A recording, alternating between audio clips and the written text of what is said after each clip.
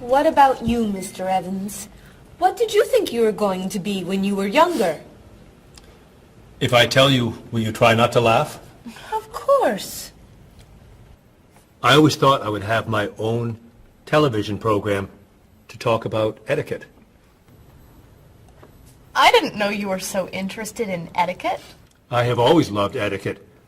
I think I would have made a great television etiquette teacher. Well, I think you could still do it. It's perfect for you. Really? Why? Well, you're very polite, for one thing. You always know which fork to use at a restaurant? That's a real talent. You've taught me a lot about the customs of other cultures. Maybe I could still give it a try. Today's topic, dinner conversation. If your international guests look offended and are leaving the table early, you've probably chosen a topic that's taboo in their home country. Find out what's acceptable and what's not. Coming up on International Etiquette with Evans. What do you think? Wow.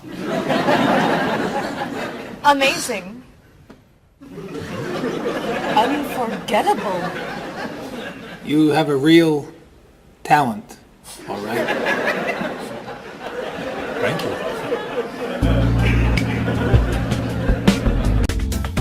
I don't know. I didn't know that planning a wedding would be so hard. Marie, could you give us your opinion on a few things? I'd love to. First, how many people should we invite? Bob wants a small wedding. 20 guests would be nice. I want a large wedding. About 300 people. 300. Yesterday you said 200. I have a lot of relatives who want to come. Then there's the location. I always thought I'd get married in a park or at the beach. That's so romantic. I would like to get married indoors, where I won't get wet if it's raining. That makes sense. I prefer traditional music in the ceremony. Contemporary music. I'd like a long ceremony and a short reception. I want a short ceremony and a huge celebration afterwards. I want a white cake. And I want... A chocolate cake. I know. How are we ever going to agree on this? Don't hurt yourself. Here's an idea that might work.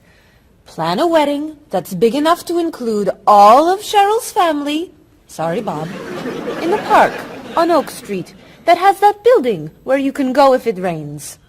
You can have traditional music in the ceremony and contemporary music at the party. And you could have 2 cakes at the reception, 1 white and 1 chocolate. Sounds okay to me. Me too. Hey, we did it! Oh, yay! Oh, I'm so happy. Excuse me? Oh, Marie, thank you so much. You're amazing. We couldn't have done it without you.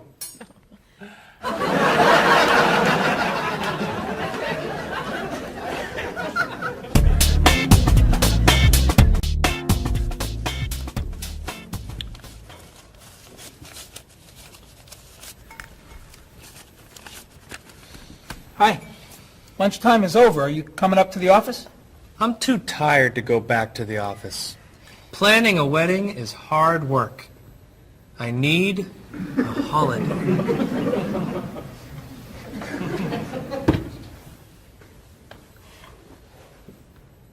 Let's make today a holiday. We'll tell Mr. Evans we can't come back to work. That's a great idea. What are we celebrating? You're getting married. How about National Wedding Day? What happens on National Wedding Day? I don't know. Why am I the one who has to think of everything? Why don't we make it National Singles Day instead? All the married people give gifts to their single friends. No. Buying gifts is hard work. I want to enjoy myself on our new holiday. What about a red day? Everybody wears red clothes, and there's dancing in the street that goes on all night. How about National Buy Your Friend Another Cup of Coffee? Nice try. How about National On Time Day? What happens on National On Time Day? You remind one another to come back to work on time. Happy holiday.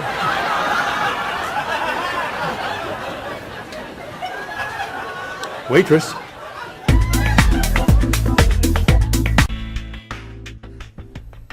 So, Mrs. Beatty, you're looking for an exciting place for your next vacation. I usually travel to major cities in Europe, but this time I want to go someplace different, someplace away from the city, as long as it's safe. Let's see. How about California? The Big Sur area is spectacular. California has lots of earthquakes, doesn't it? Well, they have earthquakes occasionally, but not very often. But it does have earthquakes. Yes. I'm not going. Okay. How about someplace in Asia? A beach in Thailand? Koh Chang has beautiful beaches, and it's very quiet there. A quiet beach sounds nice. But they said on the news there's a monsoon in Thailand. But the monsoon will be over by the time you go. What else can you recommend? Australia. The Australian outback is amazing. I've heard they have tornadoes in Australia. In some parts. Where else? Jamaica? Hurricanes.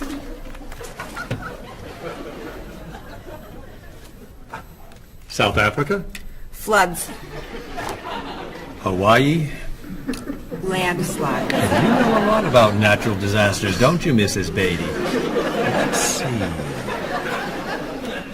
What about Finland? Finland?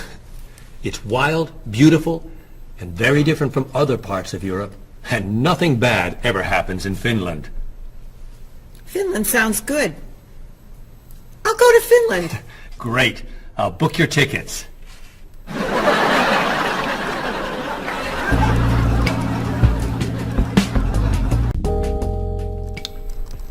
Okay, I just booked your tickets to Helsinki, Finland.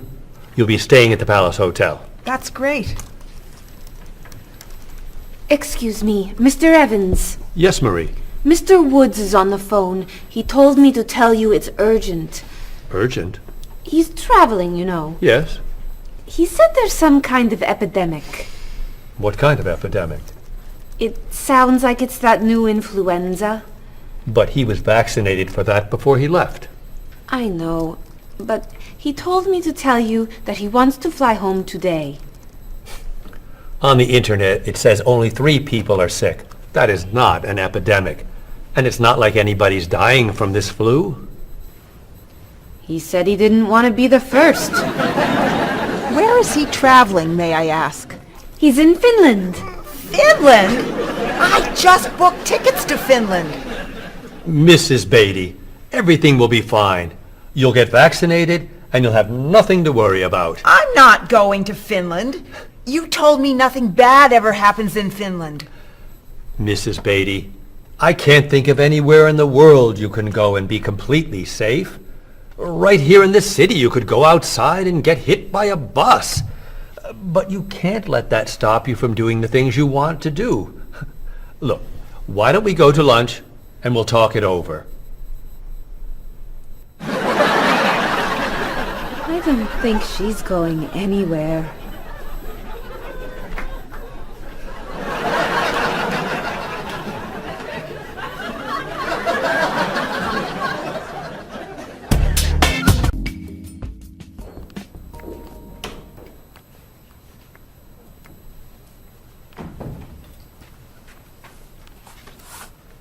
Hello, Bob.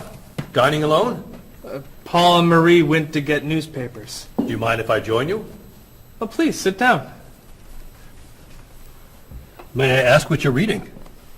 A history of the world.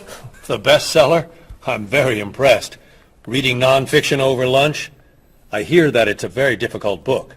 No, it's a pretty easy read. I can't put it down, actually.